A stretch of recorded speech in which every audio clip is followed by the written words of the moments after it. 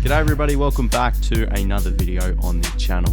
In today's video, it's going to be quite a long and lengthy one because we are going to be taking a look at my official 2022 AFL season predictions. So throughout this video, we'll just be going over the pretty much standard and typical predictions you'd have in any sort of predictions video. We'll be going over my ladder predictions, who I think will be premiers, my Brownlow Medal winner, Rising Star winner, Coleman Medal winner, and also I've decided to include a surprise All-Australian candidate. Before we get into the video, I must elaborate by saying I'm no expert, I'm no pundit, I'm just simply a fan giving my opinions on how I think this season could unfold this year. So if you're going to enjoy today's video, make sure to leave a like and subscribe, and let's get into my predictions for the year. So here we are, ladies and gentlemen, this is my official 2022 AFL ladder predictions.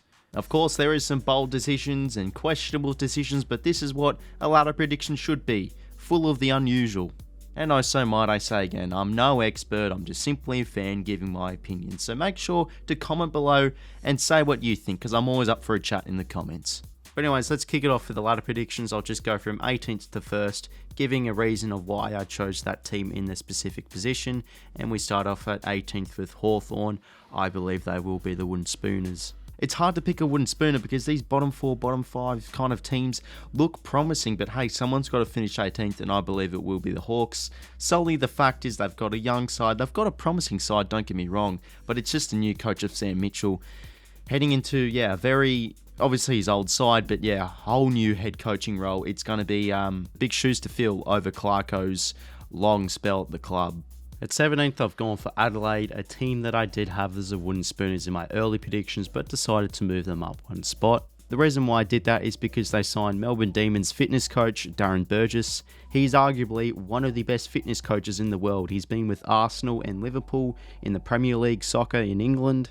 And from what I've heard during pre-season, he has totally changed the fitness regime for the Crows. And I did hear Riley O'Brien say he's never seen the whole club fitter before, so I think that's going to be a huge factor into their performance in 2022. But in my eyes, I still don't think they have enough talent to see them push out of the bottom 4, so I've got them sitting at 17th. For 16th, I've gone for North Melbourne. I believe they are a good enough side to be out of the bottom 2. The reason why though is because a lot of people have them as the Wooden Spooners again this year, which creates lower expectations, and I just really rate their head coach and their playing list, full of very young and exciting players. Let's not forget, AFL fans across the country seem to rate North Melbourne's youth as one of the best out of any team in the comp. And with those low expectations, I think that's going to really drive them and motivate them to play great football this year. They're going to go under the radar, catch a few teams off guard, I reckon, pull off a few nice wins, pull off a few nice upsets, I reckon I can definitely see. Players like Taron Thomas, Davies Uniacke, 𝐼𝐴 Stevenson, I can easily see have career best years this year. Also with that wooden spoon, that could have possibly built a lot of resilience in the side, so therefore I've got North at 16th. At 15th, I've gone for West Coast. Yes, a very bold move to put them as a bottom 4 side after they just missed out in finals last year. Just a lot of comfortable, aging, high-paid players that are just, not playing the greatest footy as they expected are to. They adopted a terrible play style throughout 2021, very weak, always second to the footy, and that really cost them finals in the end, and I don't think they're going to be near finals in 2022. The Pies at 14th, I've wanted to have them out of the bottom 4. Again, another team similar to North Melbourne, a team I reckon will go under the radar. Let's remember, they are a kind of a finals quality side. They just, we're a bit lackluster. Pies fans are very happy that Buckley's finally left. A new man is in charge of Craig McRae. I feel, he'll actually have a really good first year. I've heard that he's doing some nice things so far. Nick Dacos could be a potential first year star. A lot of exciting young players too. At 13th now, I have gone for Gold Coast. It's a pretty bold decision to have them out of the bottom 4, just sitting on the verge of the bottom 6. This is because year by year, Gold Coast just seem to do the same thing. They have a few good glimpses of playing good football, and then after that, they just collapse, play very inconsistent, and finish around bottom 4. But I believe this is the year where they actually start to get things right. I know they are missing Ben King, which is a huge asset for them, but they do have a handful of other young stars to blossom this year. Noah Anderson, Jack Lukosius, Matt Rao, Will Powell, Mabior Chol, all those kind of players that can really have career best years this year. I think they'll be a really similar side to North this year, how they'll cause a lot of upsets against top 8 kind of teams. It definitely is a bold decision, but I believe that Gold Coast will finally be one of those teams where they start to pick up their brand of footy a bit, start to be a little bit more consistent, and they'll be 13th. Next up, Carlton, a team that I really want to see push into the finals, of course, but yeah, it's simple. No Walsh, no 𝐬𝐿𝐼 for at least the first month, or 𝐬𝐿𝐼 could come back earlier, but they're two cornerstones for Carlton. Without them, it could be season over. Year by year, the same thing happens. People say, hey, you know, Carlton, it's their year to make finals. But in my eyes, I just don't feel like they deserve it. They're just far too inconsistent and poor throughout the home and away season. They produce nice moments here and there, but not enough, and I just think they lack squad depth to head into finals. But nevertheless, I'm really interested and keen to see how Voss will go in his first year of the Blues. It'll be an interesting first year, that's safe to say, but I can definitely see him improving year by year. 11th, I've gone for GWS. In my early predictions, I had them at 4th because I wanted to have an unusual team hit the top 4, but yeah, it really pondered me of no Toby Green and no Daniels for at least 5 to 6 weeks. That's really going to hurt their forward line. Also, with 𝐼𝐿𝐼𝐿 leaving, it's going to have to come down 𝐼𝐿𝐼𝐿𝐼𝐿𝐼𝐿 and Hogan, which are very inconsistent and meh players, and Bobby Hill. It's going to be really interesting to see how Leon Cameron goes in the first month. And if they don't have a good first month, I think that could be finals over. They were quite lucky and yeah, very lucky to make finals in 2021. They had a very good few last games, but again, pretty inconsistent throughout the home and away season. And yeah, I think they're just going to be out of finals. But I still definitely rate the GWS Giants, so I'm not leaving them out of the picture. I can still definitely see them make finals. A very resilient side. They've shown it year by year. Very underrated playing list too. But I just feel like there's just teams above them that I reckon deserve to play finals more than the Giants. At 10th, I've gone for St Kilda, a team that I really want to see make finals footy, but it's really hard. The teams I've got above them, I think, slightly deserve to play finals, a bit more than St Kilda. Last season, they just weren't up to code compared to 2020. They are that kind of finals quality side at times, but were way too inconsistent. Fitness, I also think, was a big issue for St Kilda in 2021. That's what pretty much fueled their losses that you could have thought they could have performed much better in. And another huge factor in why I haven't put them in finals or why I've just left them out is I still feel that they lack a bit more A-grade talent that can really bolster them into finals. Only A-grade players I can really think of is, of course, Jack Steele, and potential-wise, you've got Max King and hey, even Jay Gresham as well. Let's not forget about him too. But apart from that, that's all they've got really. Don't get me wrong, they've got an extremely underrated list full of very hidden gems. Players like Membry, Dougal Howard, Jack Sinclair, Hunter Clark, Tom Highmore had an excellent first year too. They'll be very close. They'll definitely be in the hunt throughout the year of making finals, but in my eyes, they might finish just too short. For 9th, I've gone with Essendon. It's very tough to choose a team at 9th. You know, 9th is that position where there could technically be a top 8 side, but they just miss out on percentage, let's say. But I feel like that team will be Essendon. Last year, the Bombers produced a fantastic season. Their second half of the year was very good. That's what made them finals. A lot of players rising up, showing that they could really play. And hey, even in finals, I know they fell short against the Bulldogs, but they gave them a real good fight. But it's definitely safe to say that Essendon did overachieve a little bit, and that's why I've got them just setting out of finals. I really love their playing list. It's full of vibrant and exciting football players. Of course, Parish and Merritt, all Australian calibre players. They've got McGrath coming back, Shield coming back. Hobbs could be a fantastic first round pick. But in my eyes, they just seem to lack good enough key position players. The best key position players you can name for the Bombers is Laverde, Peter Wright, Michael Hurley, but he didn't play it all last year. Aaron Francis is somewhat decent as well. But in my eyes, I just don't know if they are the players that are going to cut the mustard if they want to become a solid, consistent finals side. So similar to St Kilda, I definitely believe that they'll be in and out of finals throughout the season, but they could just fall short at the last 3-2, the last round, let's say, and they'll just miss out on finals. Moving into the top 8 now, and I've gone for Fremantle at 8th. I believe that the team from Western Australia will finally make finals once again. I've just loved everything they've done over the past few months. They picked up some fantastic talent in the AFL draft. Jai Amiss, Matt Johnson, Neil Erasmus can easily become future stars for Fremantle. Also picking up Jordan Clark as well, which is essentially another first round pick. I really rate their coach of Justin Longmuir. I think he'll be a fantastic long-term coach for the Dockers. and their playing list is something that I really love the look of. Their squad is filled with very vibrant players, underrated, young and old, and especially they've got a bunch of players who have an extremely high ceiling. They can be one of the best players in the comp this year or over the next few years. Few examples: Caleb Sarong, Andrew Brayshaw, Shaun Dux. They are potential all-Australian caliber players. They've definitely also got those finals experience players like 𝐼𝐻𝐿, who is coming back stronger than ever, I'm hearing. Club legends Michael Walters and David Mundy too. And I don't know, it's just me, I just reckon they're going to rock the competition by storm and really show that Freo are up and about. And yeah, I can definitely see him playing more consistent footy. That's the thing they just really failed on last year, failing to play well away from home. But the Dockers for me are just such a tight-knit group, and the chemistry, kind of similar to the Demons a few years ago, will just keep on getting better and better, and they can be a real threat in the years to come. And I believe they're going to have a solid season this year and just squeeze into finals. For 7th now, I'm going to go for quite a controversial call here, and I reckon it will be Port Adelaide. I know it's pretty stiff having a team who finished 2nd last year, made a prelim final, and putting them as 7th for this year. But as part of the unpredictability of an AFL season, I feel that one of those top 4 teams will slide down into the bottom half of the top 8. And because of Port's season of a very underwhelming prelim final performance and being pretty much flat track bullies throughout the 2021 season, beating those bottom 8 sides, bottom 10 sides, but failing to really make their mark and play good football against the top 4, top 8 kind of sides at home, I've got them sitting at 7th this year. I do definitely still rate Port Adelaide's playing list. It is filled with very excellent players and a very strong youth too.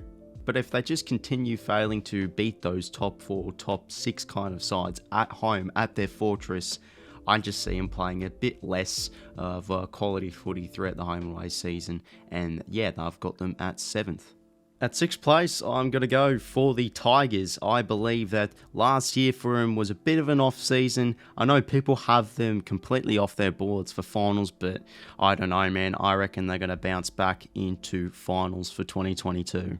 The reason why I felt like they had an off year is because of a typical premiership hangover, which can happen for some clubs, and also they had a lot of their star players missing, or their key players. Bolter, Vlosten, Hooley, Broad, Dusty Martin, players like that. Prestia as well. They are really key players for the Tigers, who last year were out, and this just exposed a lot of the young players in the side. But with those key players returning now, fully fit, ready to go, and also their youth players gaining a lot of match experience throughout the second half of the year last year, they're a team under the experienced coach of Damien Hardwick, and I still really rate the players they picked up. They brought in Robbie Tarrant, a very experienced key defender, who I'm very sure will have a very nice season for the Tigers, and also their draft picks, 𝐼𝐻𝐿 and 𝐓𝐿𝐴, who are 2 very quality players, I feel. So yeah, with those reasons mentioned, I just feel that Tigers will be a team that will soar back into finals, and I've got them at 6th place. For 5th place now, and I'm going to go for the runners-up of last year, the Western Bulldogs. They're a team who I feel will just hold their ladder position at 5th like they did last year. A lot of people have them soaring up into the top 4. But the thing that always comes into the back of my mind is that a team that loses a grand final usually drops off a little bit the very next season. I don't think that will necessarily be the case for the Western Bulldogs. They're a team who really just wowed me last year throughout the home and away season. A team consisted of fantastic players, especially their midfield. Their forwards and backs are good, but they could be a lot better, but it's just covered honestly by their fantastic midfielders. So they could possibly be a bit of drop in performance after a grand final loss from the Bulldogs last season, but I don't think the grand final loss hangover will hit them too much, and I've got them sitting in the same place they were last year, at 5th place. Now moving on into the top 4, and for 4th place, I am going for the Sydney Swans. A team, yes, who definitely overachieved last year. They were not expected at all to make the 8, they made the 6th, and points-wise, they were a top 4 side last year too. There's definitely speculation of can they do it again now with a lot more higher expectations. People have them dropping out of the finals, which is very possible too. But man, last year they just truly looked like a fantastic football side. They played an exciting brand of footy, a lot of youngsters showed that they could play, and they look to be one of the teams that could be truly premiership favourites over the next few years. The thing that always catches my eye with the Swans is that they don't have usually like a two players that carry the team. They have a very good balance of just true solid young players throughout all positions across the field. They just all gelled and combined together to play excellent footy. And of course, it isn't just the youngsters too. Buddy Franklin, Kennedy, Luke Parker, the experienced players still had an excellent season last year. And for the team as a whole, it's just a team who I just personally feel is on the up. Might be a bit of bias, of course, because I am a Swans fan myself. I just feel that they'll continue to play that excellent brand of football that they did play last year, and I see him sitting at 4th place. 3rd place, I've gone for the Geelong Cats. I did have them outside of finals in my early predictions, but I've decided to think to myself, hey, you know, it's a very safe option of putting the Cats in the top 4. They've done it so many times throughout the 2010s and the early 2020s, and for me, it's just a perfect safe option. I can't really see them, you know, drop out of the top 6 anymore. Always a strong home and away side. With thanks to GMHBA Stadium playing on that smaller ground, they always dominate on that, especially with a few of the old players. And for me, they're an absolute lock in that top 4 to top 6 range. Gone for the Premiers in 2nd place. I've seen a lot of people put them as the minor Premiers, but, you know, I just don't feel that's right. You know, of course, it's very easy to put the Premiers as minor Premiers. You know, of course, the Premiers is always going to be the best team, and you think, nah, you know, they were the best team, so why can't they do it again this year? I'm still very certain that they will have a fantastic year, but they could potentially have a bit of a lesser dominant year. I think momentum really kicked into the Melbourne Demons side because of the premiership drought. That's really what motivated them. That's really what drove them into how well they did in the home and away season. But at the end of the day, the Demons are still a very dominant football club.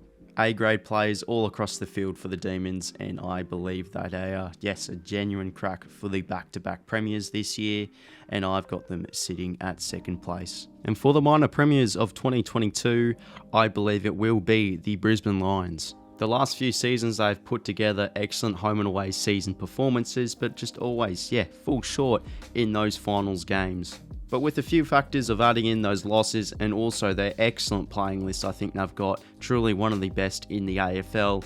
I believe they'll have a fantastic season this year. They'll be minor premiers, they'll go to the qualifying final, and I believe that they will be at least grand finalists this year. Year by year, Chris Fagan, who I personally think is a fantastic coach, has moulded this Brisbane Lions side into a true powerhouse of the competition. Considering they even had star players like Harris Andrews and Lachie Neale not play their best footy last year, with also the addition of 𝐬𝐿𝐴𝐸 coming back into the side, who I think will have a fantastic year. Those 3 players are very key players for the Lions, and if they play great footy, which I think they will, that will lift the whole team of the Lions, and I just personally see them having a brilliant year, and they will become the minor premiers for 2022. So there is my ladder prediction, fellas, and I might as well just move in straight away into who I think will win the flag this year, and I believe it will be another minor premiers will win the flag, and it will be the Brisbane Lions. I also stated in my bold predictions video that I made around last week that I believe it will be a non-Victorian side that will win the flag. And for me, Brisbane Lions just look like that really strong side that can finally break the drought of those just so unlucky finals losses and win the flag this year. Now moving on to who I think will win the 2022 Brownlow Medal. There's just so many players to choose from. We're sport for choice with the star quality players of the AFL. It's very difficult to choose a winner. But with that aside, I believe that the Brownlow medalist for this year will be Clayton Oliver for the Melbourne Demons. Last year, he was, in my books, the best player of the competition. He did win the Coaches Association Champion Player of the Year award, and for some people, that is probably more of a quote-unquote accurate award rather than the Brownlow Medal. And it is within fair reason. Last year, he was just so dominant every single game. High disposals, always going hard at the footy, was flashy, just did everything perfect as a midfielder. And for a while now, I just continue to feel that Clayton Oliver can still take his game to the next level. He is that fantastic of a player. I know it is quite hard to have a Melbourne Demons player win the Brownlow Medal because players like Petrarca and Gawn can take votes off him, but man, Clayton Oliver, I just feel is that great of a player. He will poll a lot of 3 votes in the 2022 count, and I have got him winning the Brownlow Medal for this year. Moving on now to who I think will win the Rising Star Award. If you watch my bold predictions video, I did say that I believe a top 10 pick from last year's AFL draft will win the Rising Star Award. And without of all those top 10 exciting looking players from last year's draft, I believe the Rising Star winner will be 𝐦𝐿𝐴𝐥𝐿. I know Pies fans can't get enough of this guy. They're stating on about this guy will be one of the champion players in the years to come for the Collingwood Magpies. And I wouldn't say I've fully hopped on the bandwagon of that yet, but 𝐦𝐿𝐴𝐥𝐿 just, meh. When I've watched his highlights, he just looks like a quality player, can kick on either foot, can just do anything in that midfield. And also, I think what will really help him win the award is he's probably one of the most confident first-year players in the AFL. He was dominant in the NAB League and also played a lot of VFL games too. And since he is joining Collingwood, who is in a position where 𝐴𝐿𝐴𝐥𝐿 can just literally instantly fit into that side, he's a real genuine crack at winning the Rising Star this year, and I believe that he will win it. Now moving on into the Coleman Medal winner, and I believe for 2022 it will be Jeremy Cameron, who will kick the most goals out of any player in the AFL this year. Last year, and he knows this personally, it was a bit of an underwhelming season. He came to the Cats, was a bit injured, had a few niggling hamstring problems, and debuted I think around mid-season. But geez, when he did play, he was pretty good for him. He kicked around 3 to 4 goals when he was on. He was fantastic against the higher quality oppositions. And now he's had an opportunity to have a really strong preseason. He said that he knows that, yeah, he was not very good last year, but he's confident that he can be one of the best key forwards in the comp this year. And let's do remember, he is an All-Australian caliber player. When he was at the Giants, especially 2019, he was brilliant, and I believe that he will bounce back this year, keep injury free, and just boot goals for fun. Now moving on into the surprise All-Australian prediction, a player who will go against the odds and become, surprisingly, an All-Australian this year. I believe it will be Caleb Serong from the Fremantle Dockers. I also said this in my bold predictions video. I've said that for a few times now, so make sure to check out that video if you haven't already. But yeah, he looks like an absolute beast. He has an extremely high ceiling, and I believe he could possibly do a kind of a Sam Walsh, an excellent third year like Sam Walsh did have last year. But for Serong, it will be a All-Australian caliber year for him. Had some fantastic glimpses in 2021. He showed that he is one of the best players for Fremantle and also has one of the highest potential out of many of the midfielders in the AFL. Adding in the factor that I believe Fremantle is on the up this year, this will really boost Caleb Serong's stock, and he will become an absolute powerhouse for not only the Dockers but also in the AFL. And I believe at the bare minimum he will be at least a shortlist player, a 40-man All-Australian player, and he could possibly sneak his way into the side and he'll pick up a All-Australian blazer for 2022. So everybody, there are my 2022 AFL season predictions. For many people, my predictions are contained with quite a bit of controversy, so make sure to comment below and get chatting on what you think of my predictions. I'm always up for a chat in the comments, so make sure to express your thoughts down below. So if you enjoyed today's video, make sure to leave a like and subscribe, that'd be much appreciated, and I'll talk to you later fellas. See you later.